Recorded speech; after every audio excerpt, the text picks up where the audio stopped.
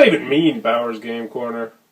Ahoy there, YouTube! I'm back again today for another game review. Today I'll be checking out Iron Horses from Rampage Games LLC. This is for 2 or 3 players, ages 12 and up, and it'll take you about 20 minutes to play. And in Iron Horses, you are going to be trying to deliver various different goods, trying to accumulate $1 million worth of goods. But you have to watch out, because there'll be tariffs, and they'll be running out of fuel, and there'll be a whole bunch of stuff that people will be attacking you with. Let's open up and see how it plays. Alright, so we're going to take a look at what you're going to get inside of Iron Horses. First and foremost, we have our handy-dandy rule booklet. It is a very well-done rule booklet.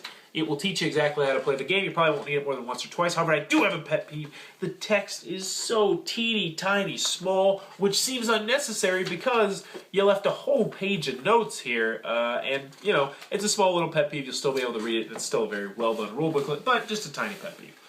Moving on to the game itself, there are going to be 72 cards. That's all you're going to get is cards in this game. And in Iron Horses, what you're trying to do is you're going to be trying to transport $1 million worth of goods. But it won't be that easy because other people are going to be attacking you and hijacking from you and doing all sorts of other various different things. But you're saying $1 million worth of goods. Well, what are the goods? You're going to have a couple different kinds of goods. You'll have oil, which will be worth $200,000. You have passengers, which are worth $50,000.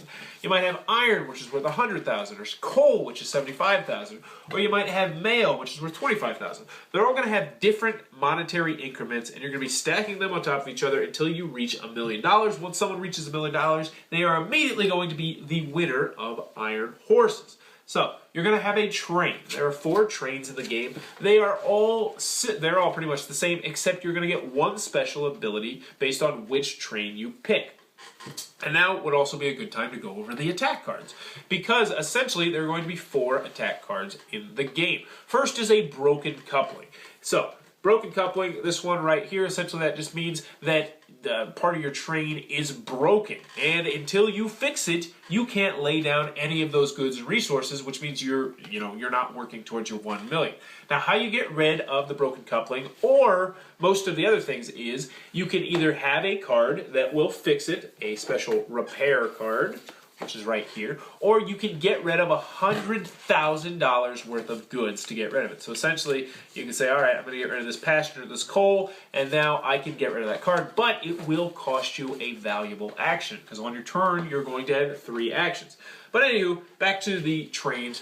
This one will prevent a hijacker, this one will prevent a broken coupling, this one will prevent 1 out of coal, and this one will prevent a scheduled stop. Those are all attack cards, and they all work for the most part in very similar ways, where you have to pay $100,000 to get rid of it. However, there are 2 other attack cards which are somewhat unique. They are the Hijacker and the Tariff. Now, the Hijacker is a dirty one. So essentially, how this works is if you played this on your opponent, you can reach over there and you can steal one of their cards unless they have, I believe it's the Marshal to prevent you, or the train that would prevent you from doing it. So essentially, if I played this Hijacker, I can reach over here and I can steal this $250,000 gold card, put it in front of me, and boom, I am a lot more rich. So that's the Hijacker. It is a mean card. The next one is the Tariff, which doesn't sound bad, but it is incredibly annoying. Essentially, how the Tariff works is, now no one during their turn can lay down more than $100,000 worth of goods, which essentially means that if you have this gold card in your hand, you can't lay it down until you get rid of the Tariff. And you can get rid of the Tariff by laying down $100,000 in resources and discarding it, or I think that's it. I think that's the only way you can get rid of that one, actually, is to lay down $100,000. So, we went over all the various different cards in the game. Let's show you a quick mock hand so you can see how it played. We'll get our 2 trains in front of us. You're going to deal each player 5 cards, and then on your turn, you are going to get 3 actions. Now, this is the kind of game that once you learn how to play, it's boom, boom, boom, boom, boom, because the 3 actions are as followed. You can draw a card from the deck. If you want, you could just go ahead and draw 3 cards, and then your turn would be over. So you can draw a card from the deck. The next thing you can do is, for an action, you can play an attack card on someone. So I could play this broken coupling on him, and boom, he would have a broken coupling, and that would be one of my actions, so then I could draw 2 cards if I wanted to. The third action you can take is that you can lay down your resources, assuming you don't have, a card that's going to prevent you from doing that. So essentially I could say, all right, I'm going to lay down this iron, this mail, and draw a card. So you can do that. The last action you can do is you can get rid of something bad in front of you. So, for instance, if I had this broken coupling in front of me, I have Prevent One Hijackers, my special ability, which isn't going to help me here. So I can say, all right, I got $75,000 worth of coal, $25,000 worth of mail in my hand. I'm going to get rid of this broken coupling, and that would count as one action, and then I could do my other two actions like so. The one thing I want to mention last is that this special ability that you have, you can only use it once, and it doesn't count as an action. So let's pretend that I want to prevent one broken coupling. I just say, oh, you know what, actually, boom, tapped it, which I can't say because I'll get sued by Magic, and now that I don't have a broken coupling. But you're going to go on back and forth doing 3 actions a turn until one person accumulates $1 million, and then they will be the winner of Iron Horses. Okery dokery, Iron Horses for Rampage Games LLC. What are my final thoughts? Let's go over the pros, let's go over the cons. First on the con side, the game is not going to be for everybody for a couple different reasons. First and foremost, this is a lighter strategy game. Now there is some elements of hand management, when to play cards and that much, but this is not going to be a meaty strategy game, which is, you know, somewhat some people like. Also, it's 2 or 3 players. You can't play 1, 4, 5, 6, none of that. So definitely, if you have a bigger game group, the game's probably not going to be for you. Also, one thing we ran into with 3-player games is if someone doesn't win, you know, before you run out of cards, essentially once you reshuffle the deck, it comes to a little bit of a standstill where you're just drawing cards waiting to get hijackers. It's not a big deal, but I can definitely see why you would never want to try this with 4 players because you probably would run out of cards.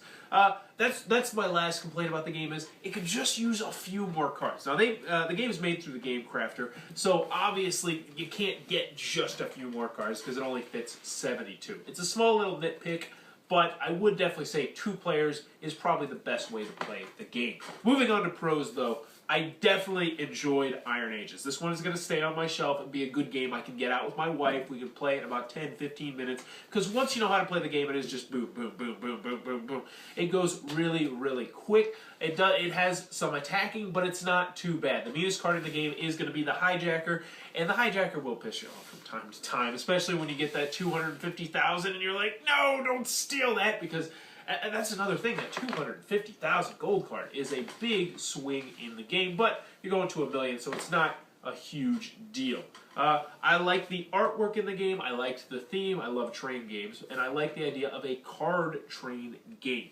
Overall, Iron Horses is a game I definitely can recommend if you're looking for a very good 2-player game or a solid 3-player game. A very nice little filler game that I think you will enjoy. If it sounds interesting to you, go to the Game Crafter and check out Iron Horses from Rampage Games LLC. If you enjoyed this review, please be sure to subscribe to my channel. Thanks for your time, YouTube.